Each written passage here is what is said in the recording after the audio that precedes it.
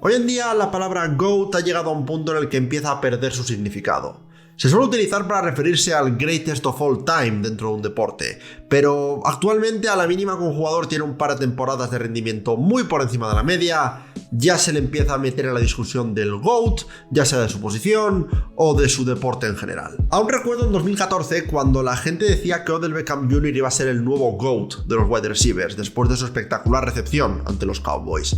Y son situaciones como esa las que me recuerdan que para poder tachar a una persona de GOAT, primero tiene que acabar su carrera.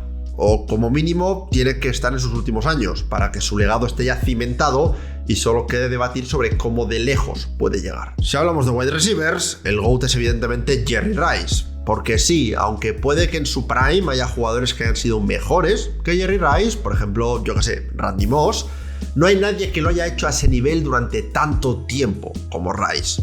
Y si hablamos del fútbol en general, es difícil argumentar en contra de Tom Brady como el GOAT. Pero cuando preguntas a los jugadores de la NFL y a la gente que lleva muchos años en este mundillo quién es para ellos el GOAT, solo hay un nombre que suele salir sistemáticamente junto al de Tom Brady. Y ese nombre es el de Jim Brown. Brown tuvo una carrera fugaz, pero al mismo tiempo espectacular en los terrenos de juego. Asistió a la Universidad de Syracuse, donde participó simultáneamente en los equipos de fútbol, atletismo, baloncesto y lacrosse, siendo en este último un First Team All-American en su año senior. Aún así, pese a destacar en lacrosse, el fútbol sería su futuro. Corrió para más de 900 yardas en 8 partidos en su última temporada universitaria, lo cual llevó a que fuese drafteado en el número 6 del draft del 57 por los Cleveland Browns. Automáticamente, y de forma bastante curiosa, dados sus nombres, Jim Brown se convirtió en el mejor jugador de la historia de los Cleveland Browns. Una franquicia que, aunque parezca raro decirlo, hoy en día, por aquel entonces era de las mejores franquicias deportivas de los Estados Unidos. Se habían incorporado a la NFL en 1950 y cuando Brown fue drafteado en 1957 ya habían sido campeones de la misma en 3 ocasiones. Normalmente cuando hago vídeos sobre la carrera de un jugador suelo ir cronológicamente y centrándome en los puntos clave de su carrera, pero es que en el caso de Jim Brown hacer esto significaría hablar de prácticamente todos sus partidos en la NFL. En sus 9 años en la liga tiene un palmarés tan extenso que si me permitís voy a tener que leerlo de la pantalla porque es espectacular. Jim Brown lideró a la NFL en yardas en 8 ocasiones distintas. Fue nombrado miembro del All-Pro Team en todas sus temporadas, siendo First Team All-Pro todos los años, salvo en 1962, cuando fue Second Team All-Pro. Fue convocado a la Pro Bowl en todas y cada una de sus temporadas. Fue 3 veces MVP, fue el líder de touchdowns de carrera anotados 5 veces, una de ellas siendo líder de puntos anotados en general, un premio que suele estar reservado para kickers o para jugadores que jugaban múltiples posiciones en aquella época. A todo esto hay que sumar que he leído que Jim Brown nunca fue placado para pérdida de yardas en toda su carrera. Aunque sí que es cierto que como estamos hablando de los 50 y los 60, este tipo de stats no son tan fácilmente accesibles, así que no voy a contarlo dentro de sus hitos, pero es una posibilidad que esto haya ocurrido. Aún así, creo que es evidente por qué Jim Brown es considerado como el GOAT de los running backs. Era un jugador que lo tenía todo. Era rápido, era ágil, pero tenía una fisicalidad que era necesaria en esa época.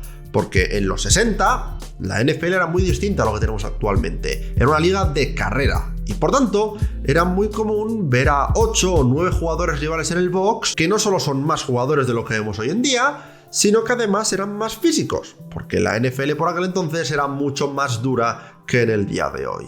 Pero aún así, Jim Brown prosperó y lo hizo sin perderse ni un solo partido en toda su carrera a causa de una lesión. El único argumento que se podría utilizar en contra de Brown, como el GOAT de los running backs, es la longevidad de su carrera. Pero es que aún así fueron 9 años, que no es excesivamente largo, pero tampoco es corto para un running back, menos aún hoy en día, que parece que después de su contrato rookie, los running backs ya se desechan porque no sirven para más. Aunque sí que es cierto que cuando Brown se retiró parecía estar en mitad de su prime y que podría haber seguido dominando la liga durante 3 o 4 años más, si hubiera querido. Lo que se rumorea es que el motivo principal de su retirada fueron ciertas disputas con el ownership de los Cleveland Browns.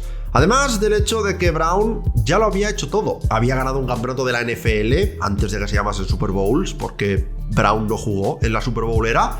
También era el jugador con más yardas de carrera en la historia de la NFL, con más carreras en general en la NFL, con más touchdowns de carrera en la historia de la NFL.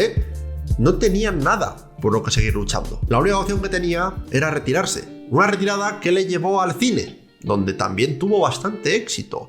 Fue conocido como el Superman negro o el John Wayne negro, trabajando en cine durante unas 3 décadas y acumulando más de 50 créditos a su nombre. 50 créditos entre los que se encuentra la película 100 Rifles, en la cual actuaría como protagonista junto a Burt Reynolds y Raquel Welch, y en la cual se convertiría en uno de los actores negros mejor pagados de la historia del cine hasta el momento. Pero por encima de todo, su trabajo fuera del campo más reconocido es el de activista por los derechos de los hombres de raza negra. Fue uno de los deportistas de élite más involucrados en el Civil Rights Movement, liderado por Martin Luther King Jr., junto a otras leyendas del deporte americano, como Bill Russell, Kareem Abdul-Jabbar o Muhammad Ali. De hecho, en 1966, Jim Brown fundaría la Black Economic Union, una fundación destinada a ayudar a asegurar ayudas económicas a aquellos negocios cuyos propietarios perteneciesen a alguna minoría. Algo que al parecer no le gustó mucho al FBI, que durante años investigó a esta Black Economic Union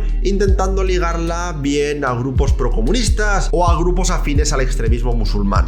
Todo ello con el objetivo de hacer que Brown perdiese credibilidad y con ello cargarse esta Black Economic Union. Y os prometo que nada me gustaría más que acabar el vídeo diciendo que estas son las 3 caras que conocimos de Jim Brown.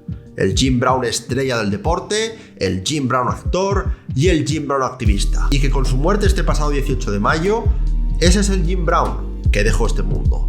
Pero lamentablemente tenemos que hablar de una cuarta cara que no es tan bonita. La cara de una persona que, pese a sus múltiples virtudes, nos dejó también algunos defectos, principalmente la de sus denuncias por maltrato a mujeres, siendo detenido por ellas en 7 ocasiones diferentes a lo largo de su vida. Y aunque en muchos de estos casos acabaría siendo declarado no culpable, sí que sería sentenciado en un caso por amenazas a su mujer Monique, de la cual dijo que solo discutían cuando ella tenía la regla.